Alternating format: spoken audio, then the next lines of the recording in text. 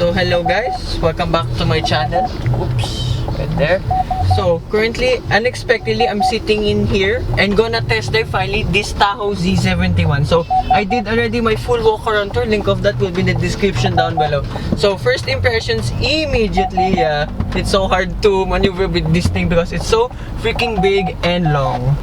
At least there's the use of the cameras here and there. So remember, I demoed everything here in the infotainment system in my walk around review. First thing I immediately noticed that was a little bit weird for me at first is the wiper is as well here on the indicator stock here on the left side, which I found very weird. As you can see, there's no stock here anymore on the right side.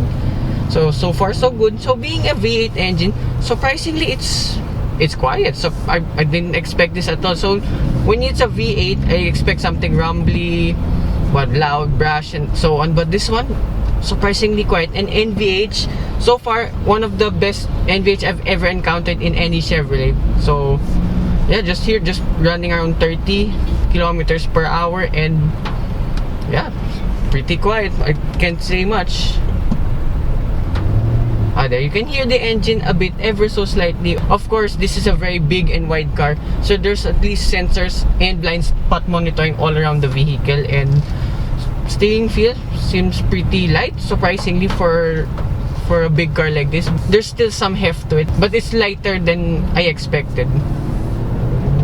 Okay, just tapping the throttle ever so slightly only. Yeah, it wants to put its power down immediately, and brakes too feel pretty good too. So being the Z71 4x4, these are running on off-road tires, and so far around here 30 kilometers per hour. Okay, I don't hear much of tire noise and so on actually, and a little bit intimidating with the hood. And yet again, as I said, this is a very big vehicle. Yeah, you have to watch out for your surroundings a lot more than usual. But surprisingly, maneuverability, I mean, just driving forwards here around in the city, it seems pretty tame so far. Of course, backing up would be a little bit difficult, as I demoed earlier, because yet again, this is a longer car. Can you imagine though if I have driven the longer suburban variant? Right here in the tunnel, and here already testing out the NVH. There's auto dim function too for the light. Yep, soaks the bumps pretty well, not to my surprise. And to NVH, there's already a loud Jeep beside me. Yet again, NVH is stellar, I have to say. And the bumps here and there may be a little bit bouncy, but it's very soft too, and it's still not an uncomfortable experience, I have to say. We have to watch out, being honest, because this is the first time I've driven a very big Chevrolet. Yeah, you have to watch out with the throttle, because just slight tap like this, oh, it will launch forward pretty quickly.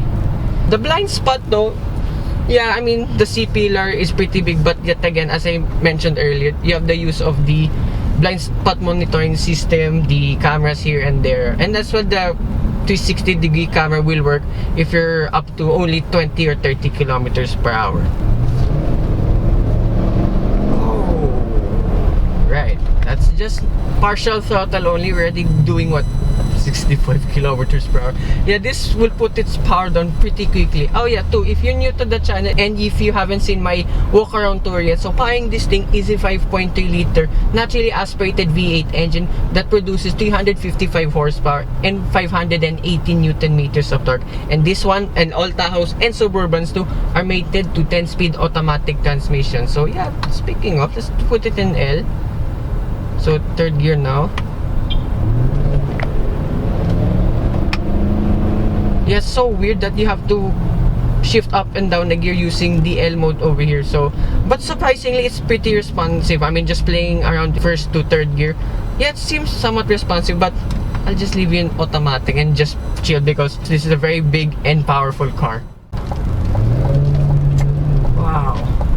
So as well, being a V8 engine, like what I said earlier, even though, yeah, it's a big engine, but you don't hear translating that much in the cabin. Maybe when I attempt or try to floor this a bit later, maybe you can hear a bit more of the engine, but it does give it a cool, quiet rumble. I mean, it's no Corvette, let's not mistake it, it's no Corvette, but it sounds still pretty good nevertheless. And just driving it here a bit more around in Chino Roces Avenue, that's a bit traffic. I can't say much comparing. I did hear the same route too with a Trax RS, so check it out too on my channel. Yeah, going over bumps, humps, and flooded parts, I can't say much. It's so freaking comfortable. You can feel the suspension going up and down. And yet again, this has air suspension, let's not forget. It's one of the most comfortable Chevrolets I've ever tried out so far. I can't wait if ever on the Suburban, if ever. I know more or less it will drive the same, but I know that will be a little bit more intimidating to drive because yet again, that's a way longer vehicle. And then here, a manhole. Felt absolutely nothing, which is pretty amazing.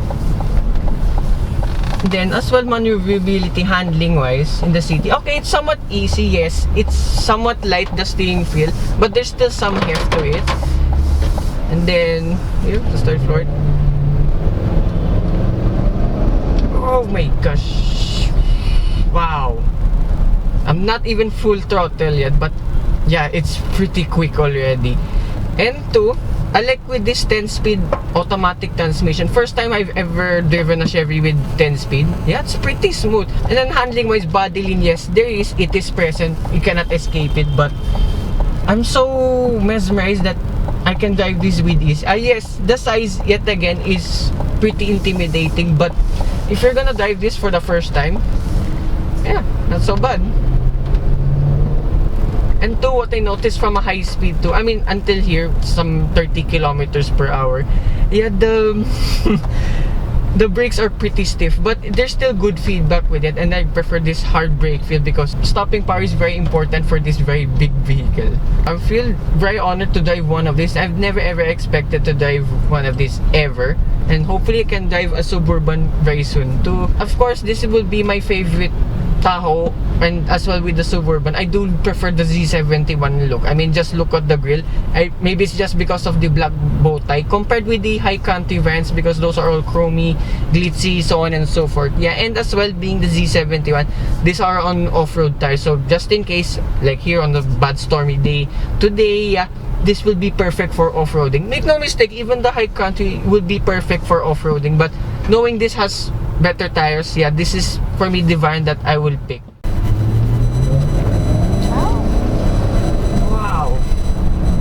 So the 10 speed, actually even normal mode only, yeah, it will tend to gear hunt here in the city, but it seems to be doing its job because the fuel economy, it's, yeah, what can you expect? But surprisingly, it's been doing what, 21.5 liters per 100 kilometers, which is almost 4 to 5 kilometers per liter, which is, for me, in my opinion, not bad at all, because I've driven some competition or some V8s on my channel that were doing only 1 or 2 kilometers per liter. This one actually seems to be faring pretty good. And despite, yet again, the size of this, the engine, yeah, this is pretty efficient, I have to say, even though Chevrolet said, and they market this V8 engine, hence the name Ecotech. Yeah, this is way more fuel efficient than ever before.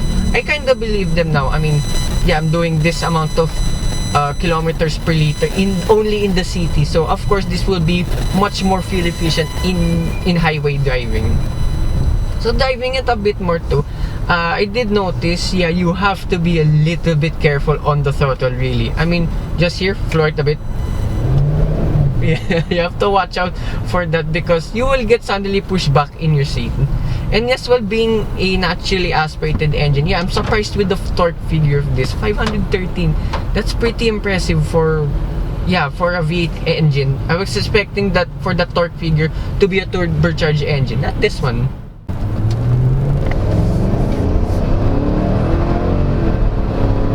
Alright, that's it. That's the only time I will floor this thing. Yep, puts its power down pretty epically.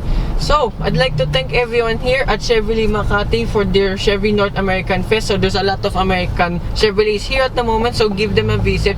Thank you to Ma'am Jen and to Ma'am John over here who assisted me here in this test drive. So, hope you guys like and subscribe, and I will see you hopefully with more Chevrolet reviews coming right up. Bye-bye.